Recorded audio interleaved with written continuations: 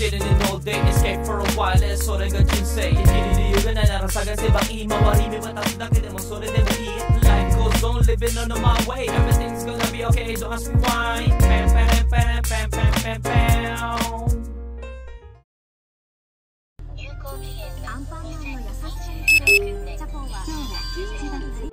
Good day, ohayou gozaimasu. Pasok po tayo. Daytime lang tayo. Let's go to Minami. Ay mga kagods, hindi na tayo nag-outro kagabi, no? Which is malungkot si Tito. Ano grabe no. Nag-start si Shu maghabol na nararamdaman ko naghahabol siya nung parang nag-stay ata ako dun, no.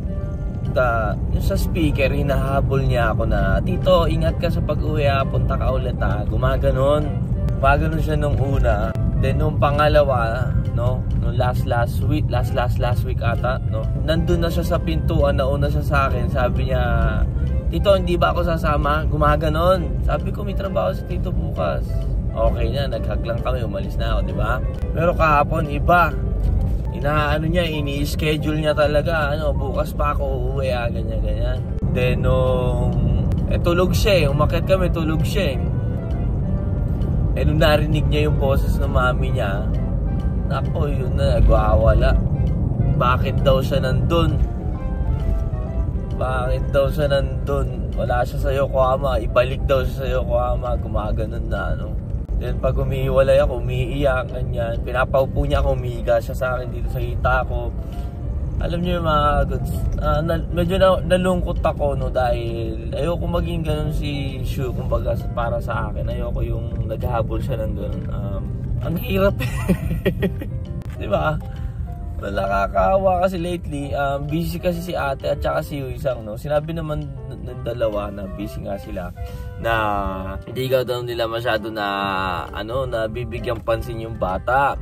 Kaya yung parang lonely issue na nakikita niya pagkasama niya ako, lalo na andyan yung wawa niya din, di ba? Na pag nakikita niya ako, masaya at saka alam niyo na, may pagmamahal naman talaga kasi tayo.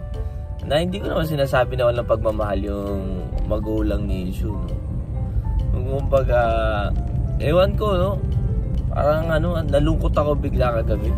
Ayoko yung nagaganon siya, mga goods, kasi paano pa kaya kung nagkaanak ako, isipin niyo yun. Kada pasok ko, iiyak, hindi na ako papasok. Bili muna tayo almusal.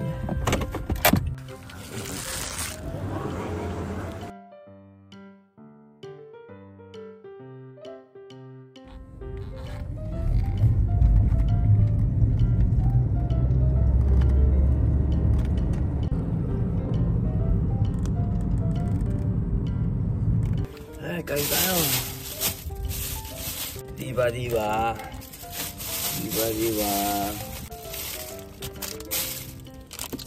Malungkot ang tito pag ganon ng pamangkin. Pamangkin pa lang.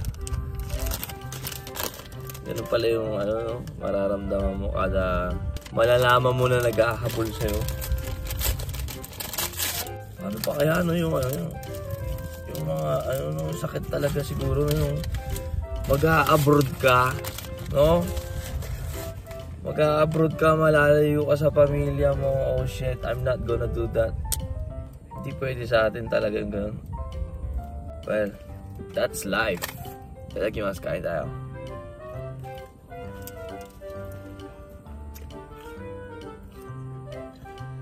Kuya, so good. Plano natin. So good din. Inuwi ko yung bata nung pagkasundo kay mama kahapon. May isang gano'n kahapon, binalik ko kay ate. Iyak ng iyak. Nandes ka? Hi. Wakarimasen? Nandes ka? Hi. Gomenasai. Sumimasen? Hi. Hi. Nandes ka? Sumimasen? Tulog siya. Nung pagdating namin kina ate, tulog. Karga ako. Pagkapasok ng bahay, narinig yung boses ni ate. Nagwala. Tito, ba't mo ako nila dito? Ibalik mo ko sa'yo, kakawa. Nagwawala, umiiyak. Sabi ko, huwag kang ganyan ka ako. Ayoko ng ganyan. Di ba sinabi ko sa'yo, bukas pa ako. Ba't mo ko inuwi? Nagagalit sa akin. Yun nga. Ako... busy nga. Yun nga, sinabi nga ni ate, busy kami masyado ngayon. Di namin na bibigyan ng pansin. Wala nga... Wala din makaharot eh. Nakakaiyak eh. Sabi ko, ano ba ito ka ako? Paano pa kaya yung anak? Kung anak mo na, hahabulin ka sa gangkrang. Hindi na papasok. Di ba?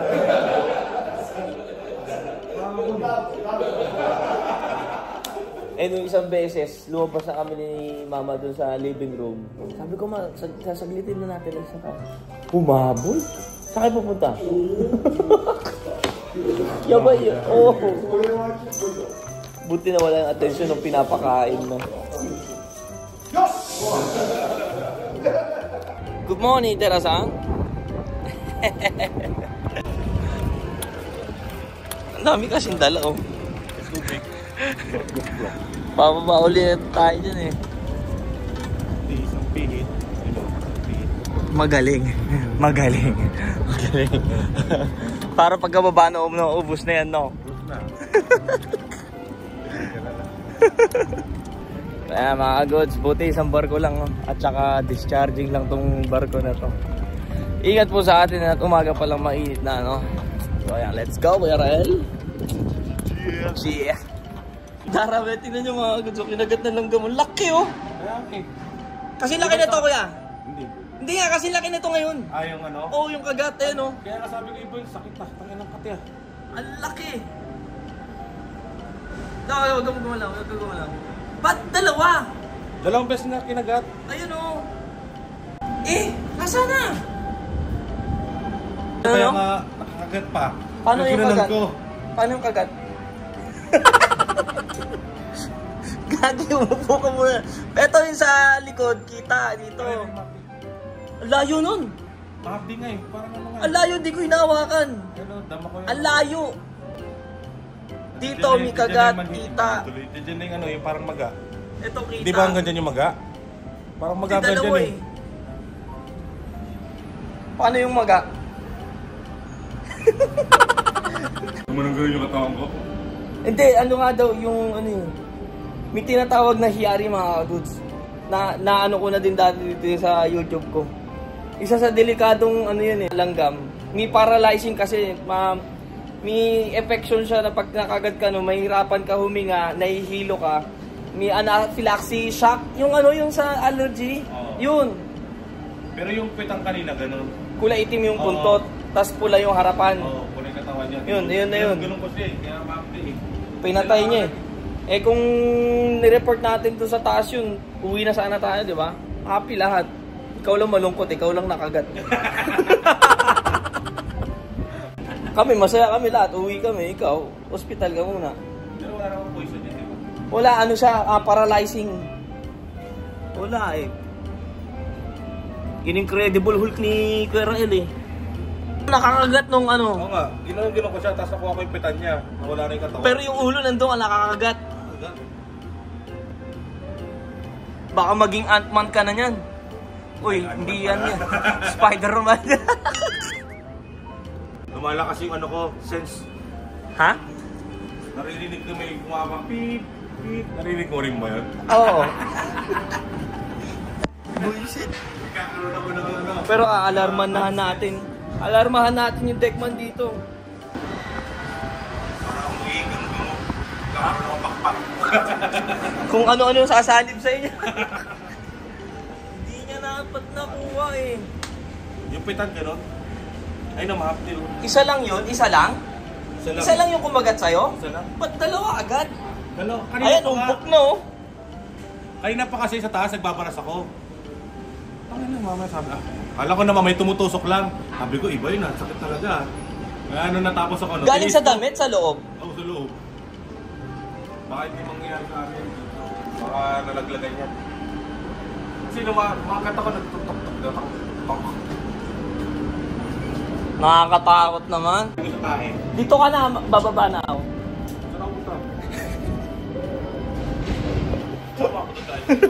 Tayo na magpatas pa, hindi mo na tayo kailangan dito. Ayoko dito. Ayoko na rin dito. Mabdi, oh. Tignan mo nga. Di nga, yan oh. Malaki na nga. Lalaki nga. Di putsong langgam to. Hindi nga, ang kulit mo.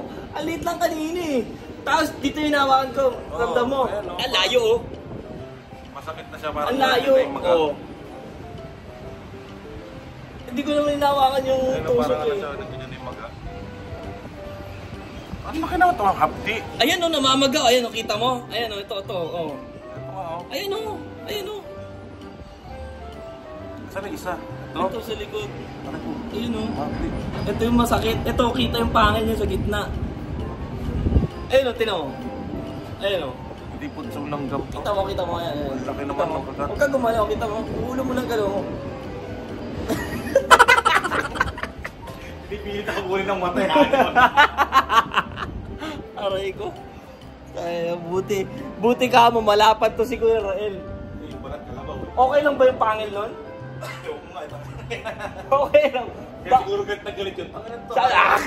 Kasi nagpaparas ako. Pinagpagayaban ko pa naman itong pangil ko. Kaya dalawang kagat. Ayan ang hapdi. Lagyan daw ng yelo maganda eh. The Ant-Man. Hindi nga yan Ant-Man. Kailan ka narinig ako. Hintayin natin si Tatchay.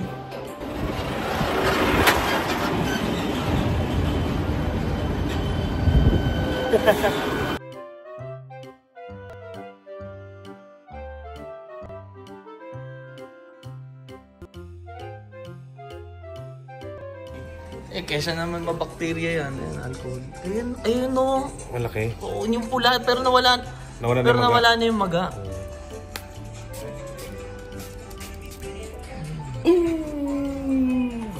Ant-Man ka na? Hindi nga yan eh. Mukhang masarap yung ulo. Idudog. Kumakain ka yan? Ang lasa yan? Idudog. Kadogs lang sinasabi. Ang lasa? Idudog.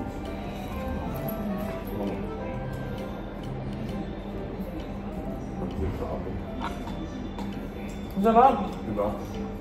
Idudog. Yung may taba makalama. Ay yan eh. Ako may taba. Itadakimasu.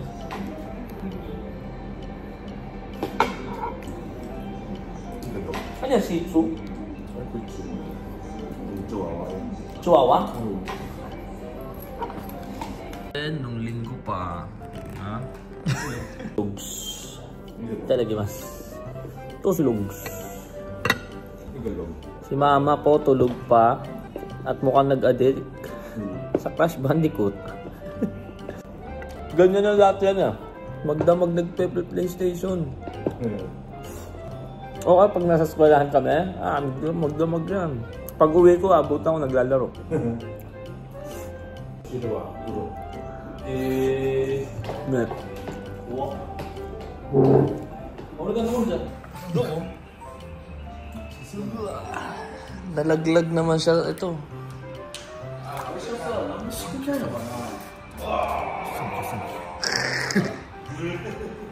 この人だけ怪我してないです。Yan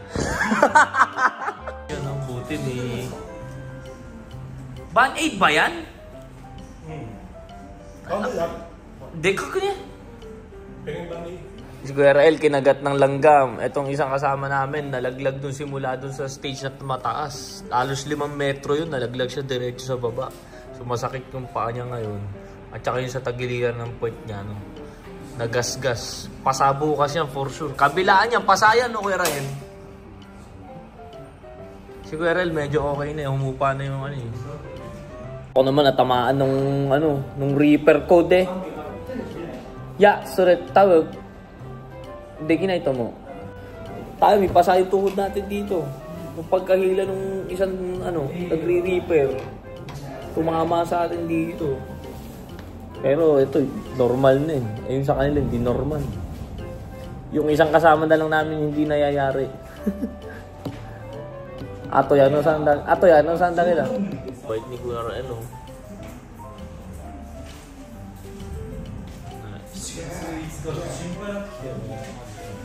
Ito naman, iniintindi yung lindol ng ano. Chodoy nga. Patao-tao lang pero masakit bukas yan. Masakit bukas yan. Pasado yan bukas. Yung, ganda yun. Hindi. Ano ko yun, sa yung malaking seafood. Tapos binilit ko sa likod. Oo.